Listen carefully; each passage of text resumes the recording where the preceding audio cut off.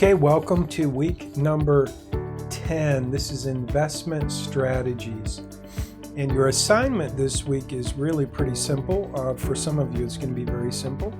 I'm going to reach out to Michael or Stefan or anyone who watches this video in the beginning of the week. It's Tuesday, and I'm with my family in Michigan, so I have not yet written out the instructions. So I'm asking for a volunteer to write out the instructions for this assignment.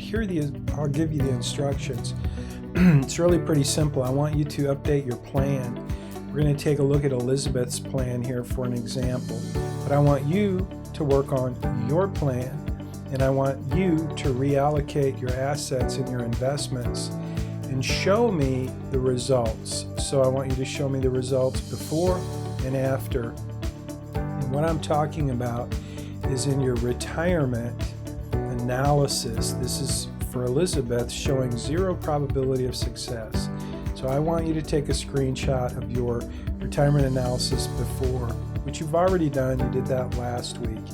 But here I'm going to take you through the profile, where in this case Elizabeth does have an investment with a balance, so she needs to allocate those assets accordingly to her risk tolerance, so she can choose her own risk tolerance. I want all of you to go into your investments and change your asset allocation, and then tell me why you did what you did.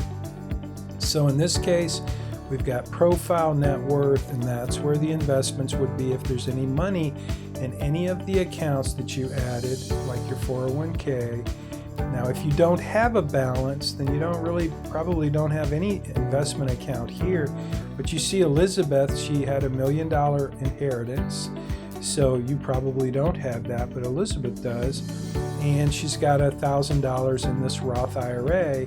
And you can see that $26 of that $1,026 is invested in mid-cap. Everything else is in cash. And I'll show you what that means to Elizabeth's plan here in a minute. But just to give you a fast-forward look ahead, it means she's not going to reach her goals. So I want you to do everything I'm going to show you in this assignment. I want you to take this screenshot. Show me probability of success. I want you to show me if you have any investments under your net worth. If you added any accounts here with balances, I want you to show me what your asset allocation is. In this case, it's pretty much all cash with $26 in mid-cap. So that's what I want to see. If you don't have any investments under net worth, then what you're going to do is go to savings, and I want to make sure you show me what you're saving for retirement. So in this case, Elizabeth is going to be saving 20% of her income, and her company is matching 3%. So that's all good. Now, what is her goals though? Her goals, in this case, Elizabeth wants to retire at age 50, and she had a monthly expense here. I just changed that. I'm going to put it back to what it was originally so I can show you what Elizabeth would see when she comes into her plan before she does this assignment.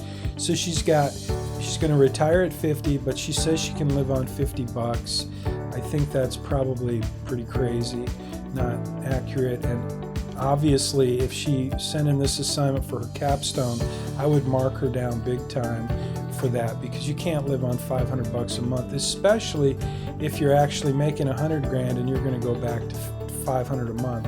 It just doesn't seem reasonable to me. So again, profile, if you want to make changes to your asset allocation, any investment accounts you set up here that do have a balance, they need to be allocated.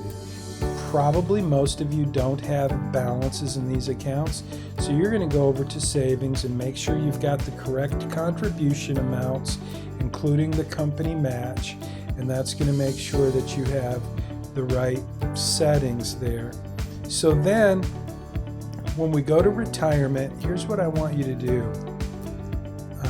So Now remember, Elizabeth has $1 million in the bank plus that $1,000 in a Roth IRA. Plus she's investing 20% into her 401k, and she's making $100,000 a year, and she only has a 38% probability of success. Again, because she wants to retire at age 50. Now, if I make one change here, one simple change, let's say I go to conservative. Instead of all cash now, we're going to conservative. And I'll show you what that means here in a minute. If I hit refresh, does that change her probability of success? It sure does. Just that one change provides almost $4 million in cash at the end of Elizabeth's plan, and that's retiring at age 50. Now, this number is totally unreasonable. So I'm going to change this number, but I just wanted you to see, just based on that one change, if we go from, cash to conservative, now what happens if we go to moderate? I want you to just see what happens here, because this is what I want you to do in your plan.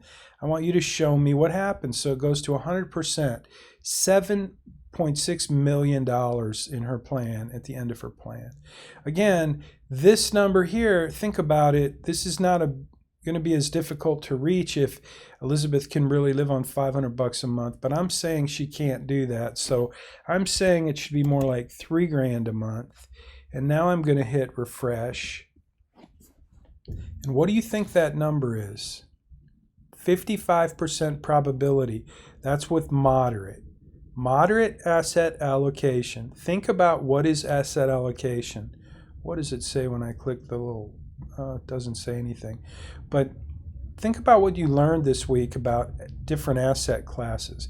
Now if I go to aggressive, let's see what happens to Elizabeth's plan if I go to aggressive. If she's willing to take some more risk in her investments, it goes all the way up to 68%. And if I bump her up to most aggressive and click refresh, what do you think happens to Elizabeth's plan? 72%. Now, here's what I want you to think about. If I were being an advisor to Elizabeth, I might say, you know what, Elizabeth, you can get Social Security at age 67, and you can actually live on $4,000 a month, which would be pretty reasonable, and it would make your plan a whole lot easier to achieve.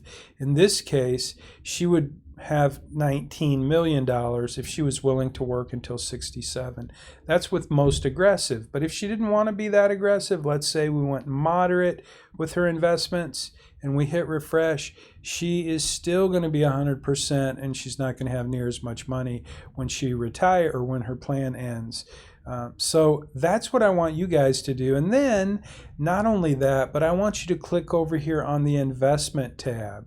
And I want you to take a look at your asset classes, because this is where you're going to see what are your asset classes and how did you allocate your assets in your plan. So this is what a moderate portfolio would look like. So what I want you to do is play around with this and say, what if Elizabeth was conservative?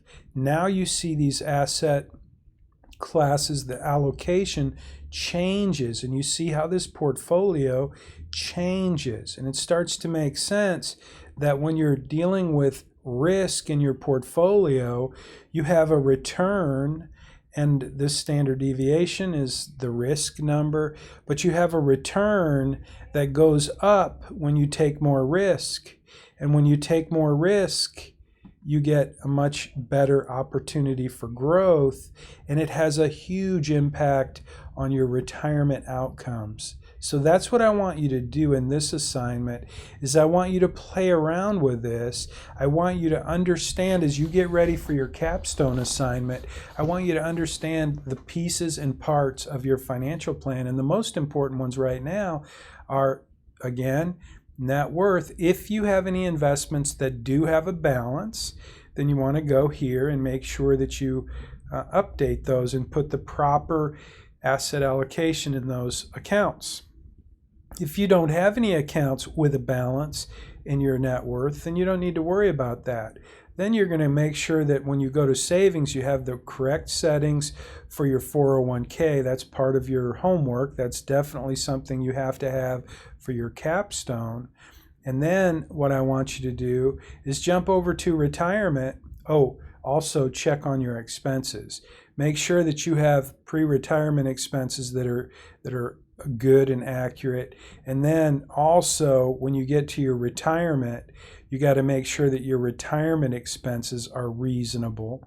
So I made changes to Elizabeth's plan. You will want to make changes to your plan. And don't forget, if you retire later, it's going to make it much more easy for you to have a higher probability of success. If you're going to be like Elizabeth and you want to retire at age 50, that's great. But just know that that age 50 retirement is going to make it much more difficult for you to have a high probability of success in your plan.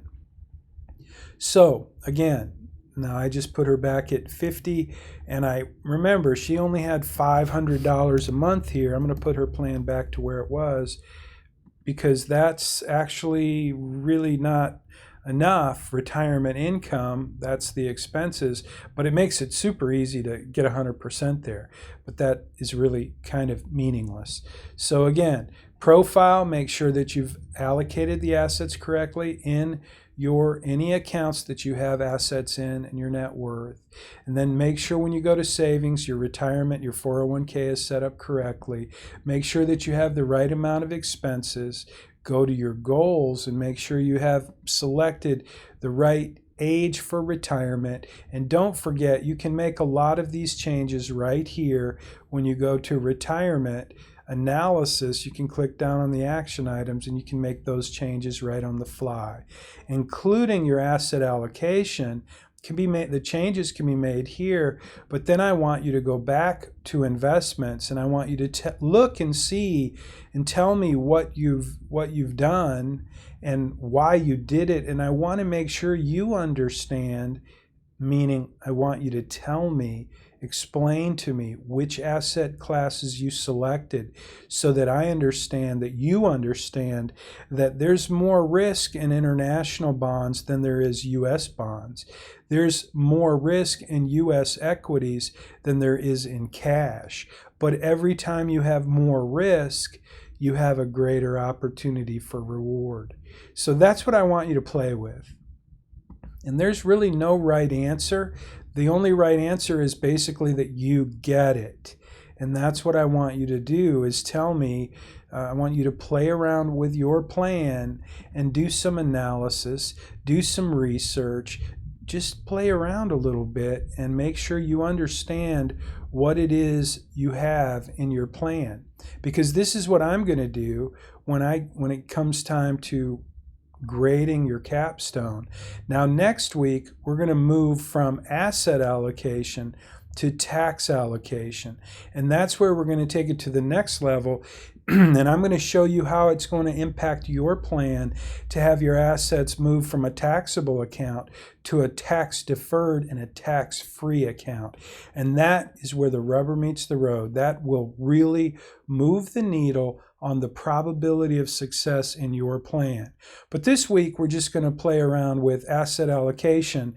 And again, you're going to make sure that all the other settings in your plan are pretty accurate as we move closer to your capstone assignment. So in this case, let's see what Elizabeth has. She starts off with 100% probability of success, retiring at 50 with only $500 a month in retirement income. That's way too low. But remember, she's got a high probability of success because she's got a whole bunch of money sitting here in the bank. Not to mention an investment of $1,000 in a Roth IRA, and her savings is she's saving 20% in her 401k. So that tells you why she has such a high probability of success in her retirement plan. But when I look at this plan, I'm going to say epic fail, because it just doesn't make sense and it's really not a reasonable plan. So get to know your plan. Tell me what you're doing to reallocate your assets. And if there's a volunteer out there that wants to write this assignment up and spell it out, I'll give you 50 points to do that. I'm with my family this week, so I'm happy to get a little help if somebody wants some extra credit. So some of you have been asking for extra credit. This is your opportunity for extra credit. 50 points if you'll write the instructions, and they have to be very clear. It's a very simple assignment, but as you can imagine, writing the instructions is a little bit more challenging. So think about it if you want to take that challenge. 50 points. Thanks for watching the video. I'll see you back in Houston next week.